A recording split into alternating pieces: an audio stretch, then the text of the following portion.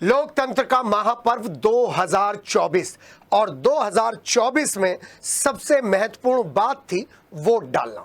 और वोट डालने में आपने थोड़ी सी चूक कर दी और उसी को लेकर अलग अलग तरीके की चर्चाओं का दौर शुरू हो गया।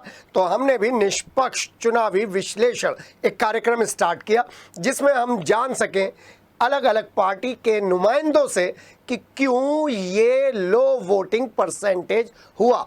क्योंकि लो वोटिंग परसेंटेज को लेकर शुरुआत में जैसे ही 26 अप्रैल को चुनाव निपटा मेरठ का, तो सुर्खियां बन गई लो वोटिंग परसेंटेज और अपने ही अपनों को घेरने के लिए सामने आए। और हमने तो साफ तौर पर कहा था कि वो जो विद इन द ब्रैकेट्स लोग हैं जिनको टीम में शामिल किया गया है उनकी वजह से ये लो वोटिंग परसेंटेज है। और इस बात की तस्कीद की डॉक्टर लक्ष्मीकांत वाजपेयी ने। उन्होंने कहा कहीं ना कहीं कुछ ना कुछ तो हुआ है, तभी लो वोटिंग परसेंटेज हुआ है। और अब एक कदम आगे, क्योंकि कैंडिडेट फाइनल होता है दिल्ली से। जब कैंडिडेट फाइनल हो गया तो चुनाव को लड़ाने की जिम्मेदारी होती है वहां की क्षेत्रीय टीम की। और बीजेपी की तो टीम हर जिले में हर जगह पर आला दर्जे से काम करती है। ये हम नहीं कह रहे, ये चुनावी विश्लेषण में हर कोई कहता है। तो ऐसे में लो वोटिंग परसेंटेज हो रही है, ऐसे में बीजेपी के कैंडिडेट के जीतने की क्या संभावना है, तो इस पर चर्चा तो बनती थी। और इस चर्चा के लिए बेहतरीन व्यक्ति हो सकता है वो व्यक्ति जिसको चुनाव के प्रबंधन की जिम्मेदारी दी गई थी। एक तरफ कमल दत्त शर्मा थे तो दूसरी तरफ बीजेपी के महानगर अध्यक्ष सुरेश जैन ऋतुराज। हाँ, जिलाध्यक्ष को भेज रखा था सरदना में स्थिति तो आपको मालूम है, ठाकुर थोड़े से नाराज चल रहे थे, उनको संभालने की जिम्मेदारी किसी और की थी और मेरठ के चुनाव की जिम्मेदारी थी सुरेश जैन ऋतुराज की। उन्हीं के पास चलेंगे। मुझे इस कारण से जो आ रहा है ये नोट जो आप इनका सुरेश जैन ऋतुराज हमारे साथ बैठे महानगर अध्यक्ष हैं। हम बड़ी कोशिश में थे कि कब उनसे मुलाकात हो, कब उनसे बात हो और हम जाने कि लो वोटिंग परसेंटेज के पीछे क्या कारण है। सबके अपने अपने कारण, सबके अपने अपने निदान, लेकिन हम महानगर अध्यक्ष सुरेश जैन ऋतुराज के साथ इसलिए भी बैठना चाह रहे थे क्योंकि कहीं ना कहीं मेरठ की फिजाओं में, पश्चिमी उत्तर प्रदेश की फिजाओं में एक ही बात उभर कर आ रही थी, अगर बीजेपी को कोई हराएगा तो वो बीजेपी ही हराएगी। तो ऐसे तीखे सवाल हमने सुरेश जैन ऋतुराज महानगर अध्यक्ष से पूछे। हमने ये भी पूछा क्या वो मंडला अध्यक्षों की टीम को बदलने के लिए तैयार हैं या बदल दी गई है, तो उन्होंने बताया कि 7 लोगों को बदल दिया गया है। हाँ, मैं अभी भी अपने उस वर्जन पर टिका हुआ हूं जिसमें थाने पर पहुंचने वाले लोगों की आवाज को दबाने के लिए पार्टी विशेष के लोग पहुंचते हैं, रोकते हैं और अपने हिसाब से मैनिपुलेशन कराते हैं। मैंने सुरेश जैन ऋतुराज से यह भी पूछा कि सदर में इतनी तैयारी थी अरुण गोविल के स्वागत की, लेकिन वहां पर जिसको आपने जिम्मेदारी दी थी वो अपने अपने लोगों के बीच में स्वागत करता हुआ गलियों में से निकल गए, बाकी के लोग मुंह टापते रह गए।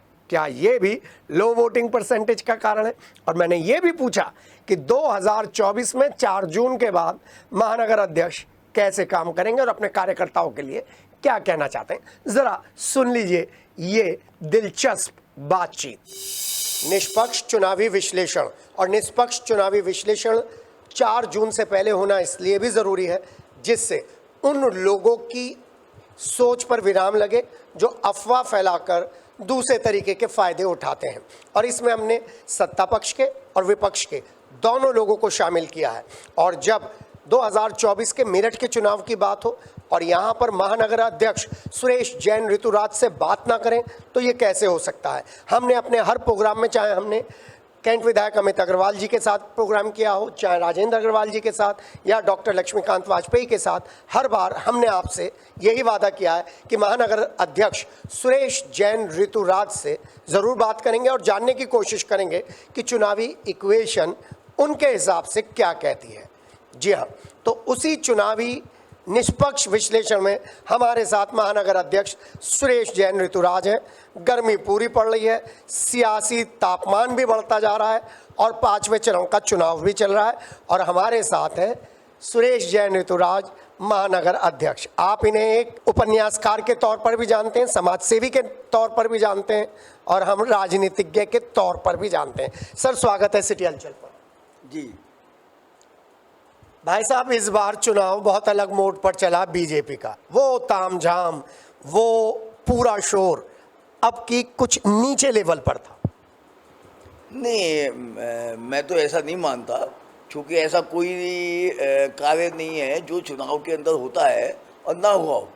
देखिए, वो उसी प्रकार से रोड शो भी हुआ है, उसी प्रकार से जुलूस भी निकला है, उसी प्रकार से घर घर जाकर संपर्क भी हुआ है, उसी प्रकार से हमारे कार्यकर्ताओं ने घर घर जाकर पर्ची भी बांटी है। हमारे सभी बूथों पर हमारे बूथ एजेंट्स रहे हैं, बस्ते लगे हैं। तो ऐसा कोई कार्य कि जो नहीं हुआ है। हमारे होल्डिंग्स भी लगे हैं और हमारे जो प्रत्याशी है उसने घर घर जाकर घर जाना तो संभव नहीं है, लेकिन ऐसा कोई स्थान नहीं है कि जहाँ पर हमारा प्रत्याशी न गया हो या हमारे समर्थक या हमारे कार्यकर्ता न गए हो। जी हाँ, तो फिर लो वोटिंग परसेंटेज का क्या कारण रहा? ये सबसे बड़ी चर्चा की बात है बीजेपी में, पर्दे के सामने भी पर्दे के पीछे भी। लो वोटिंग परसेंटेज का क्या कारण है? देखिए, ये बात जो आप कह रहे हैं ये तो देखो एक सभी के लिए एक चर्चा का विषय है कि भाई इतना सब कुछ होने के बाद भी। लेकिन एक बात आपने देखी होगी, पहले चरण के अंदर जो मतदान हुआ उसका प्रतिशत जो दूसरे चरण के अंदर हुआ, पहले चरण के अंदर 55% रहा, दूसरा चरण हमारा हुआ तो 59.38% रहा, जो तीसरा चरण रहा वो उससे ज़्यादा रहा। यानी कि डे बाई डे अगर हम देखें तो मतदान का प्रतिशत बढ़ा है। लेकिन कुछ मिला के फिर भी ये तो एक सोच का विषय है कि भाई इतना मतदान जो पहले हुआ था उसमें 5-7% की कमी आई है, तो ये तो सभी के लिए है। लेकिन नुकसान बीजेपी को होगा, ऐसा राजनीतिक नहीं है, ऐसा नहीं है। बीजेपी को क्यों होगा? मतदान तो ऐसा नहीं है। हम कई वर्गों की बात करते हैं कि भाई उस वर्ग में ज़्यादा हुआ है, ऐसा नहीं है। हमारे वर्ग में भी जो हमारे समर्थक है उस वर्ग में भी दूसरे के वर्ग के मुकाबले कहीं कहीं नहीं हुआ। अगर कुछ लगाएं तो 0.1% ज़्यादा ही हुआ होगा। यानी कि आप ये कह रहे हैं कि बीजेपी के पक्ष में 0.1% ज्यादा मतदान हुआ है? नहीं, पक्का, मतलब और के मुकाबले जो हमारे मतदाता है, मैं उन मतदाताओं की बात कर रहा हूँ, उन मतदाताओं का जो प्रतिशत है अगर हम उस हिसाब से देखें कि भाई सामने वाले का कितना हुआ, तो हमारा भी 0.1% उनके मुकाबले ज़्यादा ही रहा है। जी, एक बात बताइए भाई साहब, 5 विधानसभा है, किससे लीड करके चलेंगे आप?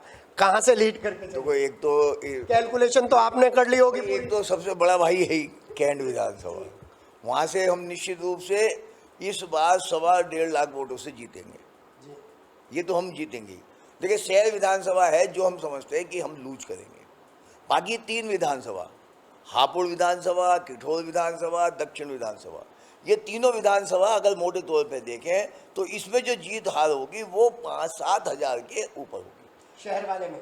शहर वाले की बात नहीं कर रहा हूँ, शहर में तो हम लूज करेंगे। अच्छा, लूज करेंगे क्योंकि वहाँ संख्या ही बहुत ज़्यादा है सामने वालों की, हमारे पास जमा पूंजी कम है ना। लेकिन वहाँ भी हम कम करेंगे। लेकिन जो बाकी 3 है, दक्षिण है, अपना किठौर है, हापुड़ है, इन तीनों विधानसभा के अंदर देखिए हमारा वहाँ विधायक है, अपने हापुड़ में विधायक है, दक्षिण में विधायक है, किठौर में नहीं है। लेकिन वहाँ भी हम जो हारे थे पिछली दफे वो हम 4-5 हज़ार वोटों से हारे थे। महानगर अध्यक्ष सुरेश जैन ऋतुराज से बात चल रही है विनिंग इक्वेशन की, और इसी बीच में हमारे हाथ में एक किताब आ गई है नरेंद्र मोदी जी के ऊपर, भारत के प्रधानमंत्री के ऊपर, सौगंध मुझे इस मिट्टी की, मैं देश नहीं मिटने दूंगा। सुरेश जैन ऋतुराज जी ने ये किताब लिखी है। उपन्यासकार हैं, साहित्यकार हैं, समाज सेवी हैं, महानगर अध्यक्ष के तौर पर बीजेपी का चुनाव लीड करा है, बड़ी जिम्मेदारी है। और देखना यह है कि अब जब हम विनिंग इक्वेशन की बात कर रहे हैं, उस विनिंग इक्वेशन को लेकर बीजेपी के महानगर अध्यक्ष सुरेश जैन ऋतुराज कितने आशान्वित हैं। सर, ये जो इक्वेशन है ना सर, करीब करीब 20 लाख की, 9 और 11 की, इसको लेकर आप किस तरीके से डिफाइन करेंगे? देखिए, अगर हम आंकड़ों के हिसाब से चलें तो कुल मिला के 20 लाख प्लस वोटें हैं, जिसमें 6 लाख मुस्लिम वोटें मानी जाती हैं, 3 लाख दलित वोटें मानी जाती हैं, 11 लाख अन्य वोटें मानी जाती हैं। तो जो अगर हम मुस्लिम वोट को अलग कर लें, 3 लाख जो दलित हैं उसमें भी कई वर्ग हैं, दलित के अंदर भी सब वर्ग हैं, वाल्मीकि भी है, कोरी भी है, खटीक भी हैं, जाटव भी हैं, सब तरह के लोग उसके अंदर हैं। तो इसके अंदर देखिए, पहली बात तो ये है कि कुछ वोट हमें भी मिला है, दलितों का। दलितों का। ऐसा तो है नहीं कि दलितों के लिए तो हमने इतने काम किए हैं, मोदी जी ने इतने काम किए हैं। तो कम से कम हम समझते हैं कि 10 और 15% निश्चित रूप से हमें मिला। मैं ये कम करके आंक रहा हूँ, जी मिला हमें ज़्यादा है लेकिन मैं कम करके आंक रहा हूँ। तो 10-15% तो हमको मिला है, और हम ये समझते हैं कि कम से कम 20 से 25% न्यूनतम जी मायावती जी को भी मिला है। जी तो बाकी 60% हम मान लें वो सपा को गया है, गठबंधन को चला गया। गठबंधन को चला गया। तो अगर हम इस गणित से भी जाएं, जो हमारे पास 11 लाख सेव है, उसमें अगर हम कुछ छटनी भी करते हैं 1 लाख की, जो इधर उधर बिखरा होगा, तो बाकी तो 10 लाख हम प्लस ही हैं। और जहाँ तक मतदान के प्रतिशत की बात है, मैंने आपसे प्रारंभ में कहा है, हमारा मतदान जो भाजपा के मतदाता हैं, हम पूरा कैलकुलेशन कर चुके हैं, बूथ वाइज कैलकुलेशन कर चुके, हमारा मतदान उनसे 0.1% ज़्यादा ही है, कहीं कम नहीं है। तो जो आंकड़ा है वो तो निश्चित रूप से बहुत अच्छी वोटों से जीतने वाले हैं। इसमें तो मतभेद हो सकता है कि भाई कम से जीतेंगे, ज़्यादा से जीतेंगे, लेकिन अगर आप आम राय भी देखेंगे तो ये बात तो स्पष्ट सबके समझ में आती है कि वो जीतने वाले हैं। दूसरा जो आंकड़ा मैंने बताया था आपको कैंट का, जो 5 विधानसभा का है, कैंट विधानसभा से हम 1.25 के बीच में जीतने वाले हैं जी और शहर के अंदर हम लूज हो करेंगे, सकते हैं। पीछे हो सकते हैं। लेकिन बाकी जो 3 विधानसभा हैं, किठौर भी, हापुड़ भी और दक्षिण भी, तीनों में हम जीतेंगे। अगर जीत भी ना माने हम, अगर इसको ये भी मान लें कि भाई नहीं जीतेंगे, 10-5 से हल्का फर्क हो जाएगा, इससे ज़्यादा फर्क वहाँ पर नहीं होने वाला। 10-5 हज़ार से ज़्यादा का प्लस माइनस वहाँ से होने वाला नहीं है। तो वो सब चीज़ें हमारा कैंट पूरा करने वाला, तो जीत तो निश्चित है। और मेरे जो व्यक्तिगत अगर बात है, तो मेरा तो जो आंकड़ा था वो 80 से 1,20,000 तक का है, जो आप जीतेंगे। जो हमारा आंकड़ा है। अगर मेरे व्यक्तिगत आंकड़े पर जाएं तो 80,000 से 1,20,000 के बीच में हमारा प्रत्याशी जीतेगा। बड़ी अच्छी कैलकुलेशन बताइए, लेकिन सर इसमें एक लोचा है, एक पेच है, और वो पेच ये है कि अगर हम किठौर की बात करें तो किठौर में तो मुस्लिम मतदाता बहुत ज़्यादा है, और हापुड़ और दक्षिण की बात करें तो यहाँ दलित ज़्यादा है। इन दोनों में सेंध लगाई है अरुण गोविल जी ने। अरे आप किठौर की बात करो ना, किठौर के अंदर हमारे सतवीर त्यागी जीते हैं, वो 4,000 कुछ वोटों से तो लूज किया उन्होंने। मुस्लिम मतदाता ज़्यादा था, मुस्लिम तो शायद मंजूर कर लेते वहाँ पर, जो जीते भी हैं। तो ऐसा नहीं है वहाँ पर, आप वहाँ पर भी जो कैलकुलेशन है, जो जिस प्रकार के सभी वर्गों ने हमें वोट किया है। त्यागी टूटा है सर आपसे? देखिए, त्यागी थोड़ा सा टूटा है, खरगोदा के अंदर थोड़ा सा टूटा है। टूटा क्या, वो प्रत्याशी खड़े थे वहाँ गया होगा, लेकिन बाकी जो उनका वोट है वो हमें को ही मिला है जी। वो हमें मिला है। लेकिन फिर एकदम इस तरीके का परसेप्शन आने लगा कि कैंट में बहुत कम वोट है, कैंट में हम पिछड़ रहे हैं। ये परसेप्शन आपने कैसे कंट्रोल करा है? डैमेज कंट्रोल वाला कॉन्सेप्ट। नहीं, डैमेज कंट्रोल तो जहाँ हो कि भाई अगर कोई डैमेज हुआ हो, डैमेज तो हुआ ही नहीं है। अब बैठे बैठे कोई यहाँ पर मनगढ़ंत बातें करने लगे हैं, तो उसका तो कोई हिसाब ही नहीं। अच्छा, चुनाव परिणाम से पहले तो सबको अधिकार है भाई, चुनाव यहाँ पर भी अगर 3 आदमी बैठे हो क्या ये नहीं जी ये होगा। अब मेरे पास तो इसका कोई प्रमाण, तो ये तो सब अनुमान पे आंकड़ों। लगता नहीं है आपके प्रबंधन के खिलाफ साजिश थी, पर्दे के पीछे खेल था? पर्दे के पीछे खेल में आपको कोशिश करी थी कि इस बार वोटिंग परसेंटेज लो, इन लोगों की वजह से हुआ, ऐसा कोई नहीं थी? हमारा देखिए, अगर जो 16 उस समय के जो हमारे वो हुए थे, 16 लोकसभा थी, 16 लोकसभा में हमारे मतदान का प्रतिशत 10वें नंबर पर है, यानी कि हम ऊपर टॉप हमारे हम 10वें नंबर पर हैं।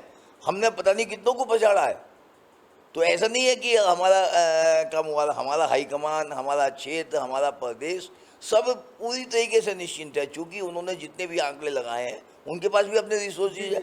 मेरे कहने से तो वो मानेंगे नहीं, तो उनके पास भी, क्षेत्र के पास भी, प्रदेश के पास भी, सबके पास ये जो सीट है वो प्लस है। आपके आंकड़े बिल्कुल एक दूसरी कहानी कह रहे हैं, लेकिन एक इंटरनल सर्वे हुआ था। उस इंटरनल सर्वे में ऐसा कैंडिडेट ढूंढा जा रहा था जो 5,000 की जो पिछली बार आपको एज मिली थी उसको 50,000 तक मिल जाए। अरुण गोविल जी की जो ट्वीट आई है उस ट्वीट से नहीं लग रहा कि वो 50,000 पे पहुंच रहे होंगे। देखिए अरुण गोविल जी अभी यहाँ पर आए थे, है ना, और उन्होंने 13 तारीख को आए थे। उनसे पत्रकारों ने पूछा भी था, जो ट्वीट है वो पिछले 3 साल से उनकी ट्वीट आती है, कोई ना कोई के ये तो एक पीछे क्यों ले ली सर? भाई एक आम बात होती है, किसी के लिए भी कही जा सकती है। ऐसा तो कोई ये सब लोग होते हैं, हम लोग हैं साधारण तो सभी हैं, सभी के जीवन में ऐसा होता है। जो ट्वीट थी भाई मेरे साथ पता नहीं कितने लोग ऐसे रहते हैं, हर व्यक्ति के साथ होते हैं कि ऐसा तो कोई व्यक्ति होगा नहीं कि जो ये कहे कि मेरे लाइफ में जीवन में कोई ऐसा व्यक्ति नहीं। सर पक्के राजनीतिज्ञ हो गए हो सर आप, बात घुमा रहे हैं। ऐसा पक्के राजनीतिज्ञ हो गए हो सर। कोई व्यक्ति नहीं मिलेगा जो ये कह दे कि नहीं मेरे पूरे जीवन के अंदर मतलब ऐसा कोई व्यक्ति नहीं मिलेगा। इतनी हलचल चुनाव के दौरान नहीं हुई जितनी ट्वीट के दौरान हलचल मचा दी अरुण गोविल। ये स्वाभाविक है, स्वाभाविक इसलिए है देखिए वो एक कलाकार व्यक्ति है, उन्होंने इस एंगल से वो तो ट्वीट गिरता है वहाँ पर रोजाना उनके कोई ना कोई सुक्ति, जिसको हम बोलते हैं सुक्ति होती है भाई, सुक्ति होती है नहीं होती है, तरह तरह की सुक्तियाँ होती है, तो वो भी एक सुक्ति है। अगर उसे देखें तो सुक्ति बनती ऐसी है जो सब पे अप्लाई होती हैं। तो लेकिन उसका आज से चूँकि अभी उन्होंने चुनाव लड़ा था, जीवन में पहली बार चुनाव लड़ा था, पहली बार वो चुनाव में खड़े थे, उनको तो इन चीज़ों का कोई अनुभव था नहीं, है ना। लेकिन ये वो उस ट्वीट का यहाँ की लोकल राजनीति से कोई संबंध नहीं था। सर मुझे आपकी लेखन कला का कौशल समझ में आ रहा है, जो जवाब दे रहे हो आप वो सारा कौशल समझ में आ रहा है। आप पत्रकार हो, कहीं ना कहीं मेरे भी इस रिश्ते से भाई लगते हो, तो मैं आपकी बात को काट तो सकता नहीं। प्रबंधन की बात करेंगे, महानगर अध्यक्ष सुरेश जैन ऋतुराज से खालिश रूप से बात करेंगे। सर होता ऐसा था, शाम को 6:30 बजे एक मीटिंग तय होती थी, 9:30 बजे वो बदल जाती थी, और सुबह जब आप लोग निकलते थे तो कोई और प्रोग्राम आता था। ऐसा राजनीतिक हलकों में और बीजेपी के कार्यकर्ताओं में चर्चा है, इसमें कितनी सच्चाई है सर? कोई सच्चाई नहीं है। देखिए प्रोग्राम बनते थे, प्रोग्राम में तो थोड़ा सा आगे पीछे हो सकता था। क्यों हो सकता था वो इसकी मैं बता दूं कारण। भाई पहले प्रोग्राम लगे किठौर के अंदर लगे, हापुड़ के अंदर लगे, तो जो समय की एक उसमें उपलब्धता होनी चाहिए, भाई ये समय मैंने लगाया, भाई उनको फलाने सेक्टर में जाना, फलाने गांव में जाना, तो जो अनुमान लगाया गया भाई इस गांव में जाकर ये 2 घंटे में पूरा होगा, 3 घंटे में पूरा होगा, पता चला कि वो तो 6 घंटे का प्रोग्राम था। तो बाद में इस बात को जब 2-3 बार इस बात को देखा तो उसको बहुत सोच समझ कर उसका निर्णय किया जाने लगा। तो निर्णय करके जो प्रोग्राम बनता था, जो फ्लैश होता था, वही फाइनल प्रोग्राम होता था। ऐसा कभी नहीं हुआ, ऐसी कोई मीटिंग नहीं है कि हमने तय करी हो कि शाम को 6 बजे होगी, फिर हमने रात को टाल दी या सुबह को टाल दी। हमारी नियमित रूप से कोर ग्रुप की बैठक होती थी, हमारी बड़ी कोर ग्रुप की बैठक भी होती थी, छोटी कोर ग्रुप की बैठक भी होती थी। हमारे सभी सांसद विधायक सभी उसमें आमंत्रित रहते थे, सभी प्रमुख लोग उसमें आमंत्रित रहते थे, और सभी की जो भी कार्य हुए हैं सभी की सहमति से हुए, सभी के संज्ञान में हुए। और इसके अलावा मैं एक बात और बता दूं आपको, देखिए हमारे प्रदेश के उपाध्यक्ष वो हमारे यहाँ पर कोऑर्डिनेटर के रूप में हमारे बराबर उपस्थित रहे। हमारे जो इसके प्रभारी थे यहाँ पर लोकसभा के, हमारे संजीव वालिया जी, वो लगातार उपस्थित रहे। सब वरिष्ठ लोगों की उपस्थिति में ही सब कार्य हुए हैं और सब लोग पूरी तरह से सेटिस्फाई। आपने देखा होगा योगी जी का यहाँ पर रोड शो हुआ, वो तो आप मैंने अपनी जिंदगी में ऐसा रोड शो नहीं देखा अपनी जिंदगी में। यही आपकी बस एक प्लस पॉइंट, अगर मैं एक पत्रकार के तौर पे देखूं यही प्लस पॉइंट है। अगर वो शो नहीं होता तो सीट बड़ी मुश्किल हो जाती। देखिए आप हमारे लगातार 3 शो हुए, आपने अब वो देखा होगा जो हमारा वहाँ पर कैलाशपुरी में हमने राम और तीनों के साथ, अरे ऊपर नीचे वहाँ पब्लिक जो है हटने को तैयार नहीं। हमारा हम कहा धक्के मुक्के करके हम कहा पीछे चले गए, दो समझने को तैयार नहीं। ऐसी कैंट के अंदर निकला। सब हमारे जितने भी आयोजन थे। कैंट की एक मैं बात बताऊं, क्योंकि खुद मैं मौके पे था। दिनेश गोयल जी के यहाँ पर आपने अपना पूरा प्रोग्राम रखा, लेकिन कुछ मंडल अध्यक्ष जो थे वो अपनी इंटरनल राजनीति के वजह से उनके सामने से निकाल के ले गए। लोग स्वागत करने के लिए खड़े थे, स्वागत नहीं कर पाए। ऐसी कई इलाकों से बहुत सारी खबर आई है। मैं क्योंकि आपसे भाई वाला रिश्ता है इसलिए मैं अपने क्षेत्र का अतिक्रमण कर रहा हूँ। ये प्रश्न पूछिए। आप कह रहे हैं, देखिए मैं ये समझता हूँ, जैसे हमारे यहाँ बहुत सारी बारात निकलती हैं, हमारा तो बारात का शहर है, रामलीला में बहुत सारी बारात निकलती हैं और भी बहुत आयोजन की बारात निकलती हैं, उसमें बैंड भी होते हैं। अब आपने देखा होगा कि कई बैंड मुझे रुकना चाहते हैं, वहीं नहीं रुकते, वो निकल के चले जाते हैं। देखिए ये सब तो ऐसी चीज़ें हैं, राजनीति के फुलझड़ी हैं। तो ये कोई ऐसा नहीं जिससे कोई कहीं पर भी कहीं रोकने की किसी की मंशा नहीं रही, कहीं रुके नहीं, लेकिन जल्दी चलना चाहते थे क्योंकि एक समय की एक सीमा होती है। वो तो बिल्कुल हमारा क्रूशियल पीरियड था भाई। वही तो मैं कह रहा हूँ। आप ये देखो ना, उसके बाद तो हमारा 6 बजे चुनाव प्रचार समाप्त हो गया और 6 बजे के बाद में जो है हम अगला दिन हमारे पास शेष था, तो बहुत सारे काम करने थे हमको, तो हमको तो जल्दी से जल्दी निकालना था। तो उसमें हो सकता है कि वो ऐसा लगाओ, वैसे ऐसी मैं नहीं समझता कोई बात हुई। सब मंडल अध्यक्षों की एट प्रेजेंट क्या पोजीशन है? आपने अपनी कार्यकारिणी गठित कर लिया या इसको लेकर 4 जून के बाद विचार विमर्श होगा? देखिए मैं अपने पूरे उससे, चाहे पदाधिकारी हों, चाहे मंडल अध्यक्ष हों, चाहे कार्यकर्ता हों, नीचे से ऊपर तक, मैं सभी कार्यकर्ताओं से अध्यक्ष होने के नाते बहुत संतुष्ट हूँ। उन्होंने बहुत ज़्यादा जिम्मेदारी से कार्य किया है। ऐसा कोई बूथ नहीं, मेरे संज्ञान में ऐसा कोई बूथ नहीं आया जहाँ समय पर बस्ता ना लगा हो। ऐसा कोई बूथ नहीं जहाँ पर हम मतदाता को निकालने की कोशिश ना की गई हो। उन्होंने अपनी जिम्मेदारी, बाहर तो सब कार्यकर्ता चाहो तो घूमे, हमने सबको वहाँ पर बड़े बड़े लोगों को हमने मॉनिटरिंग के लिए लगा दिया था। कहीं भी एक जगह, मैं आज भी आपके मार्फत कह रहा हूँ, ये चैलेंज करता हूँ कि कहीं भी पूरे उसमें जहाँ भी हमारी योजना थी, उस योजना के अनुसार अगर एक भी स्थान ऐसा नहीं है जहाँ बस्ता ना लगाओ। नहीं, चुनावी प्रबंधन की बात नहीं कर रहा हूँ, कहीं ना कहीं लो वोटिंग परसेंटेज के पीछे मंडल अध्यक्षों का एटीट्यूड है। वो जिस तरीके से लोगों को ट्रीट करते हैं, अभी कल परसों की बात है, यहाँ रेलवे रोड के पास एक बीजेपी के नेता को पीटा है टेम्पो के चक्कर में। आपके संज्ञान में है मामला? नहीं है। इस तरीके से मंडल अध्यक्ष, लाल कुर्ती के पास के जो मंडल अध्यक्ष हैं, शास्त्री नगर के पास के जो हैं और सदर के जो हैं, ऐसे मंडल अध्यक्षों की बड़ी नेगेटिव रिपोर्टिंग जारी है। आपके पास आती है क्या? नहीं, मेरे पास अभी तक ऐसी कोई मंडल अध्यक्ष की किसी प्रकार की रिपोर्ट नहीं आई। और मैं तो चुनाव की दृष्टि से बता रहा हूँ, ऐसी मेरे पास कोई नहीं आई। जो हमारे मंडल अध्यक्ष जितने भी हैं पूरी तरह से परफेक्ट है और पूरी तरह से जिम्मेदारी के साथ उन्होंने कार्य किया। जी हाँ, देख रहे हैं ना किस कुशल कैप्टेंसी से बात कर रहे हैं महानगर अध्यक्ष सुरेश जैन ऋतुराज। आज ये महेंद्र सिंह धोनी की फॉर्म में है, सारे प्लेयर्स को बचाते जा रहे हैं, सारे प्लेयर्स को बचाते जा रहे हैं। आपकी शिकायतें हमारे पास आती हैं, वो शिकायत हम पास ऑन कर देंगे।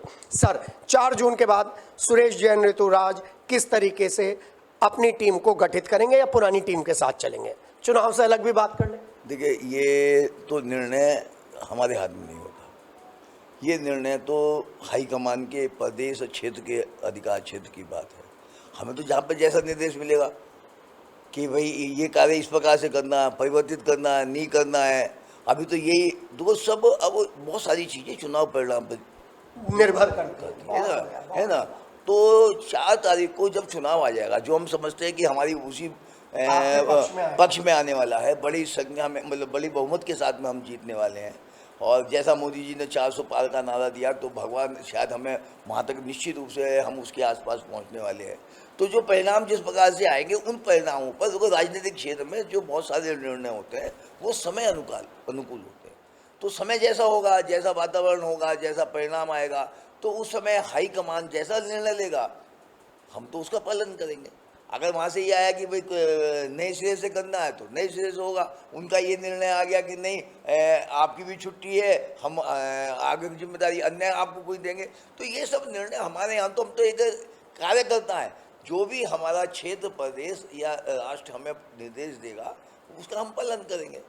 हमारे यहाँ तो सभी कार्यकर्ता, अभी भी हमें जो टीम मिली उनने पूरी, हमारी वो टीम तो ऊपर से वो पहले थी जो मुकेश सिंघल जी के समय में थी, उसमें तो कोई परिवर्तन नहीं हुआ, उसी टीम। वही मैं कह रहा हूँ, वही टीम परिवर्तन नहीं हुआ, बहुत सारे नए लोग खड़े हैं अब प्रतीक्षा में। वो तो रहेंगे, वो तो रहेंगे वो तो रहेंगे ही, ये स्वाभाविक है। इस समय भाजपा में तो आप समझते हैं कार्यकर्ताओं की इतनी लंबी चौड़ी फौज है कि उसकी गिनती करना मुश्किल होता है। इसी बात से मैं आपकी एक बात पकड़ रहा हूँ, फिर बाहर का कैंडिडेट लाने की क्या जरूरत थी जब आपके पास इतने सारे योग्य उम्मीदवार थे? इस बात का प्रश्न हर आदमी, हर मेरठवासी पूछ रहा है कि अगर बाहर का कैंडिडेट नहीं होता, वो तो आपने एक तुरुप का इक्का खेल दिया कि भगवान राम के किरदार के व्यक्ति को लिया है। अगर उनकी जगह होता तो ये सीट मैं निश्चित तौर पर कहता हूं बाहर का कैंडिडेट नहीं छोड़ सकते। तो बाहर का कैंडिडेट क्यों लाए सर? देखिए, आप उनको बाहर का कैंडिडेट ना कहें, पहली बात तो ये, मुझे इसी पे आपत्ति है। क्योंकि जिसका जन्म यहीं पर हुआ, जिसकी परवरिश यहीं पर हुई, जिसकी शिक्षा यहाँ की हुई, करने के बाद में कहीं भी आदमी जा सकता है। मैं भी बम्बई जाने का मुझे ऑफर मिला था जब मैं उपन्यास लिखता था, लेकिन मैं नहीं गया बम्बई। मुझसे कहा गया कि भाई आपके उपन्यास में हम फिल्म बनाएंगे, लेकिन आपको बम्बई में ही रहना पड़ेगा। मैं नहीं रहा, लेकिन बहुत सारे लोग वहाँ पर जाके रहते हैं। गुलसंदा जी थे, उनको उन्होंने स्वीकार वेद प्रकाश शर्मा जी वहाँ पर काफ़ी टाइम रहे। तो ये जो पहली बात तो ये, दूसरी बात ये है कि देखिए पूरा देश राम में है ना। आपने देखा होगा अरुण गोविल जी को इसलिए इस सीट से लड़ाया गया कि अरुण गोविल नहीं है। देखिए, आज भी रामायण सीरियल के अंदर पहली दफे जो राम की अनुभूति आती है, आज भी अगर कोई लाए तो वो उस किरदार के रूप में, चूंकि देखो कोई हम पे कोई ढांचा तो है नहीं, कोई उसका वो नहीं कि भाई राम भगवान कैसे रहे होंगे, जो पहले पोस्टों में छपते थे वो सब थे, लेकिन वो तो एक चौकी लगातार वो कई साल तक चला और हमने उनको देखा और चित्रांकन बिल्कुल उन्होंने जीवंत तरीके से उसको किया, तो सबकी आंखों के मानस पटल पर वो रहा। तो उनको देखकर आपने देखा होगा जब वो निकलते थे कितने लोग थे, आरतियाँ करते थे। वो कोई बनावट नहीं थी, कोई हमारे द्वारा करके वो कोई हमने कोई तैयारी नहीं थी कि हमने वहाँ खड़े कर दिया है वो उनकी आरती उतारेंगे। वो फूलमाला भी फेंकते थे, तो फूलमाला भी जो है वो जो है महिलाएं, मैं महिलाओं की बात कर रहा हूँ, वो उसको लेती थी और माथे से लगाती थी।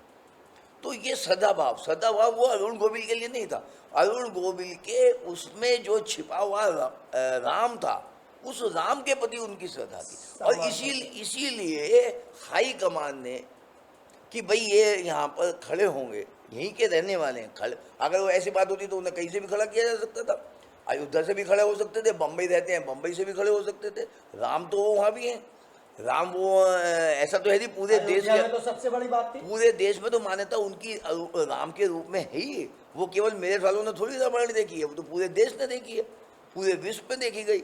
तो यहाँ उनको इसीलिए लाया गया चूंकि उनका जन्म यहीं पर हुआ, वो यहीं पर उनकी शिक्षा दीक्षा हुई, बाद में वो चले गए बड़ी तैयारी के साथ बैठे।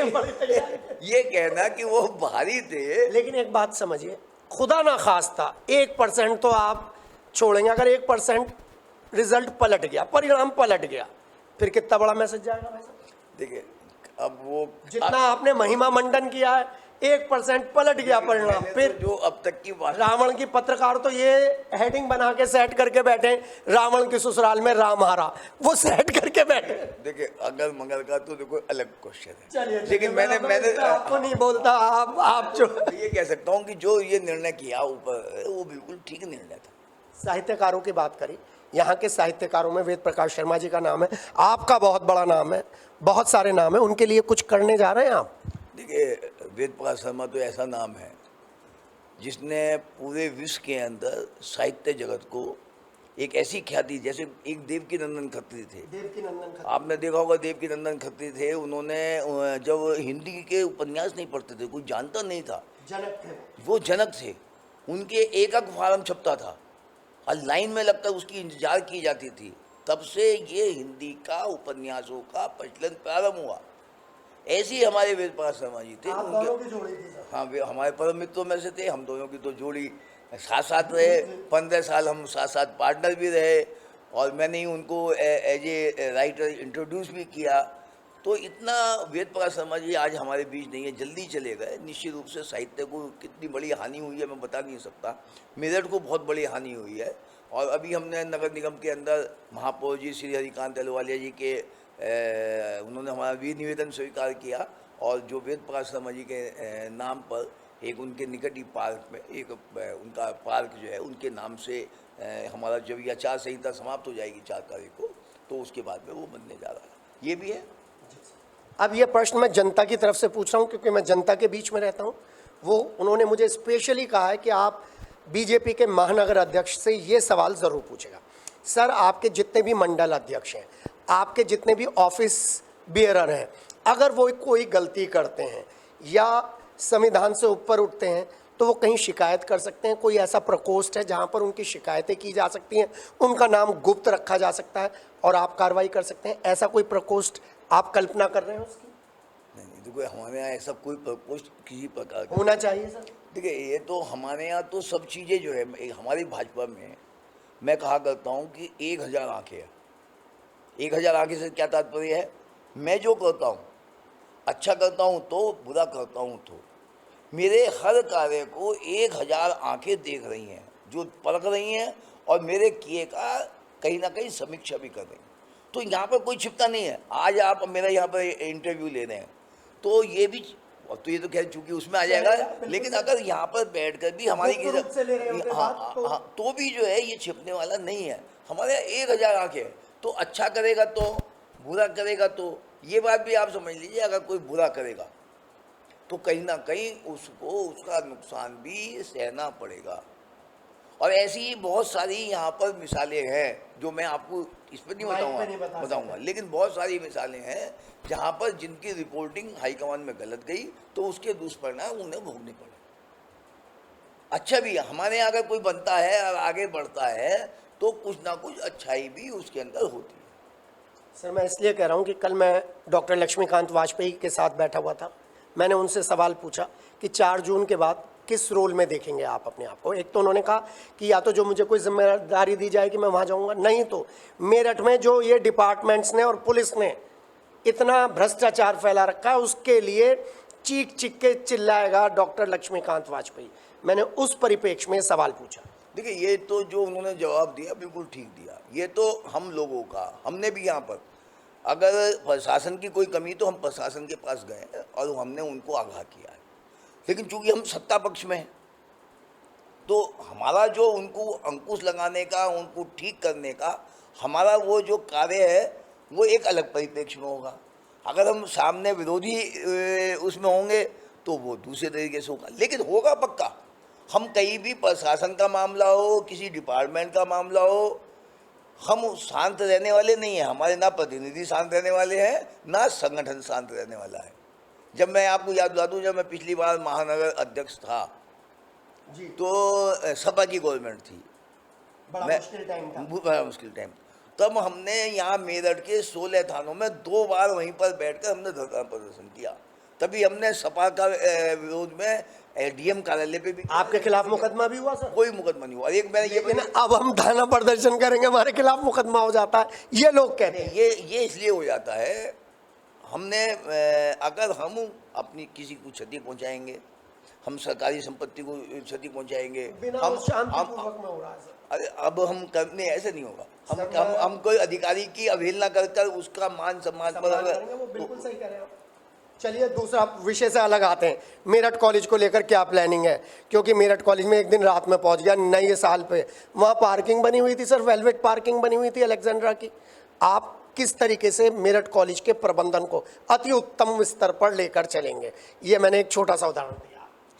अब आप उसको इससे मिक्स कर दो, ये अलग है, ये प्लानिंग है। देखिए उसकी तो प्लानिंग आपने देखा भी, अखबार में भी पढ़ा होगा कि हमारे यहाँ फैकल्टी अब आ रही हैं और सभी हमने प्रमुखता के साथ खबर चलाई है इग्नू के जो आपने सेंटर को डेवलप करा है और 2-3 चीजें कर रहे हैं, लेकिन बावजूद इसके किस स्तर पर लेकर जाए? देखिए स्तर तो उसका अपने आप में ही इतना बड़ा स्तर है कि हम तो उसमें केवल 4 चांद लगाने का काम करते हैं।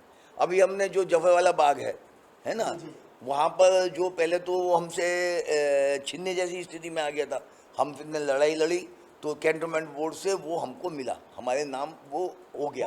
हाँ, अब हमने उसके बाद में वहाँ पर बाउंड्री वाल कराई है। जी। आपने अगर देखो तो वहाँ बाउंड्री वाल कराई है। अब हमें वहाँ पर पेड़ खड़े हुए हैं, कुछ अवैध वहाँ पर लोग वहाँ पर रियासत में बैठे हुए हैं।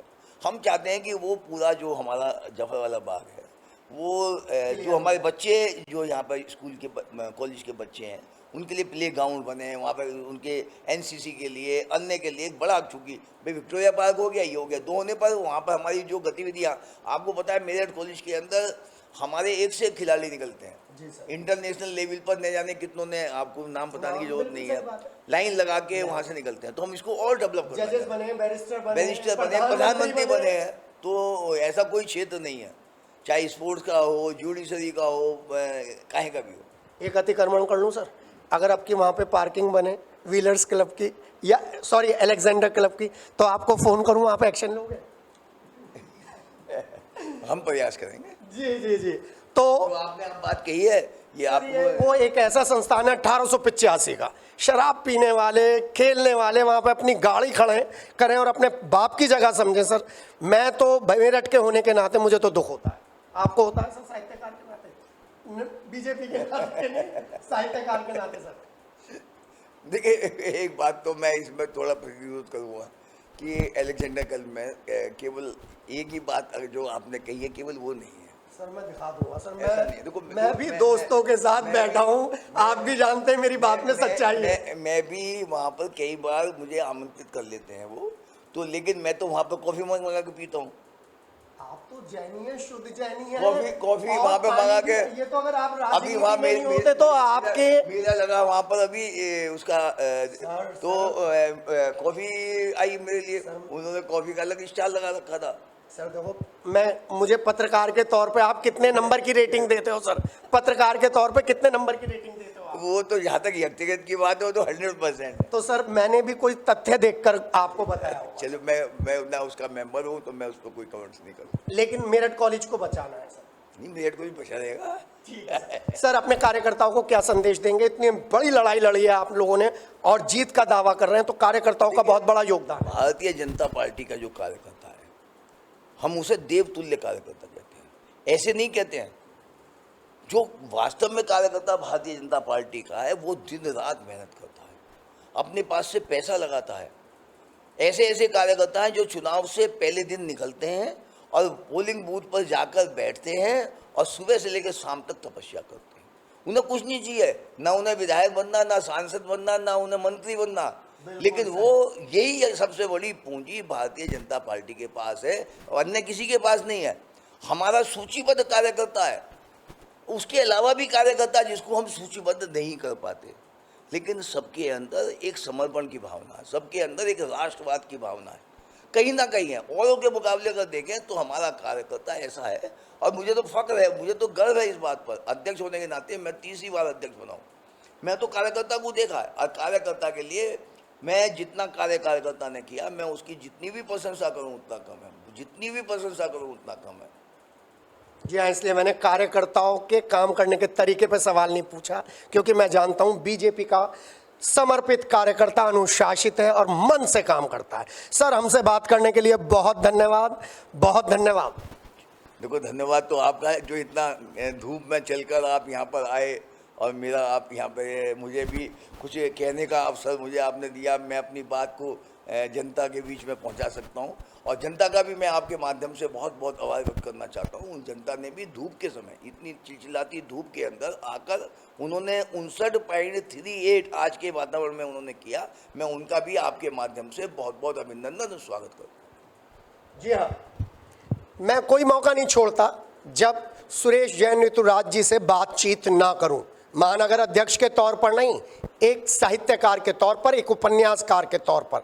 क्योंकि जब मेरी मूछें भी नहीं आई थी, जब मैं मेरठ कॉलेज और डीएन कॉलेज में पढ़ता था, तब मैं सुरेश जैन ऋतुराज को देखा करता था। मैंने कहा ये क्या सोचकर इतनी बड़ी कल्पनाओं से भरी उपन्यास लिखते होंगे। वो कहीं ना कहीं प्रेरित करता था और आज बात करके उन्हीं कल्पनाओं का एक छोटा सा अंश नई पीढ़ी के सामने है। अगर आपने अपने सही समय पर खूब पढ़ाई करी है, क्रिएटिविटी माइंड रखा है, तो आप किसी भी फील्ड में चले जाइए, आपको कभी भी परेशानी नहीं होगी। हाँ, सिटी हलचल के माध्यम से, निष्पक्ष चुनावी विश्लेषण के माध्यम से आप लोगों से एक छोटी सी अपील है, जुएबाजी, सट्टेबाजी और बैटिंग में बिल्कुल मत लगिए रिजल्ट को लेकर, क्योंकि रिजल्ट फिक्स हो चुका है, ईवीएम में कैद हो चुका है और हमारी पुलिस और साइबर सेल स्पेशली एक्टिव है उन लोगों को पकड़ने के लिए, उन लोगों का पर्दाफाश करने के लिए जो नई उम्र के लोगों को इस जंजाल में फंसाते हैं और फिर उनको बर्बाद करते हैं। ये कार्यक्रम आपको कैसा लगा हमें ज़रूर बताइएगा। निष्पक्ष चुनावी विश्लेषण में विपक्ष के पास भी चलेंगे, क्योंकि जीत का दावा कर चुके हैं सुरेश जैन ऋतुराज, महानगर अध्यक्ष 100% जीत का दावा कर चुके हैं अपने सहयोगी संजय सीनियर और संजय जूनियर के साथ और प्रत्युष के साथ के सिटी हलचल का ये विशेष कार्यक्रम। तो ये बातचीत आपके चैनल पर है, सिटी हलचल पर है। कार्यक्रम का नाम है निष्पक्ष चुनावी विश्लेषण। और एक बात तो मैं जरूर दाद दूंगा सुरेश जैन ऋतुराज की कि जहां पर उन्हें उत्तर नहीं मिले उन्होंने बड़ी मोहक मुस्कान से उस प्रश्न को टाल दिया। जी हाँ, मेरे सामने हमेशा दो लोग रहते हैं, तीन होते हैं लेकिन अभी फिलहाल दो पर है, तीसरा है स्वास्थ्य विभाग, उस पर थोड़ा लेट आऊँगा। अभी तो चुनाव का मामला है, तो युवाओं पर और युवाओं के साथ शिक्षा के संस्थानों पर मेरी नज़र रहती है। मैंने साफ तौर पर उनसे पूछा, सामने अलेक्जेंडर क्लब, गाड़ियाँ मेरठ कॉलेज में नए साल पर, और ये क्या व्यवस्था है। बड़ी खूबसूरती से उन्होंने सवाल का जवाब टाल दिया। आपने देखा, उन्होंने कहा मेरठ कॉलेज के काम में हम 4 चांद लगाएंगे, उसका तो नाम ही बहुत है। लेकिन एक बात तय है कि जिस तरीके से चुनाव लड़ा गया है, वो चुनाव 4 जून के बाद जो उसका रिजल्ट आएगा उस पर बड़ा मंथन होने जा रहा है, क्योंकि चुनावी हलकों में चुनावी विश्लेषण को लेकर तरह तरह के दावे हैं। बीजेपी की तरफ से दावा बिल्कुल साफ है, अरुण गोविल बिल्कुल क्लियर जीत के जा रहे हैं, जबकि विपक्ष की तरफ से दावा यह है कि हम 1 लाख से जीत रहे हैं। तो इस चुनावी विश्लेषण में जो इस तरीके के मैनेजमेंट को लेकर सुरेश जैन ऋतुराज ने हमको बताया है, वो मैनेजमेंट अब कहीं ना कहीं बस्तों से हटकर एसी रूम में आकर बैठ गया है।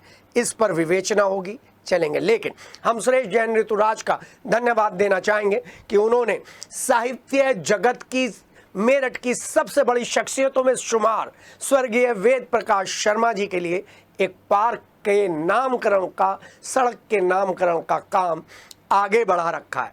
बड़े दिनों से मांग थी, और जब अच्छी चीज़ें आती हैं हम शेयर करते हैं, करते रहेंगे, क्योंकि हमारा काम आपके साथ बैठकर ये तय करना है कि आने वाले चुनाव में, अभी से ही तैयारी कर रहे हैं, आने वाले चुनाव में ये वोटिंग परसेंटेज 60 के नीचे ना रहे, 70 के ऊपर पहुंचे। इस चुनावी विश्लेषण में मेरे साथ मेरे सहयोगी संजय थे, और ये पूरा प्रोग्राम काटा है संजय जूनियर ने, और सिटी हलचल की ये पूरी टीम ये बताने के लिए चुनावी विश्लेषण आपके साथ कर रही है कि आप सोशल मीडिया पर किसी भी तरीके के ऐसे कन्वर्जेशन में ना शामिल हो जिससे आपस के रिश्ते प्रभावित हो। फिलहाल ले रहे हैं इजाज़त, और वादा कर रहे हैं कि दलित चिंतक से मिलेंगे, उनसे जानेंगे कि इस 2024 में दलित राजनीति किस दिशा में करवट ले रही है। अभी दीजिए इजाज़त, नमस्कार।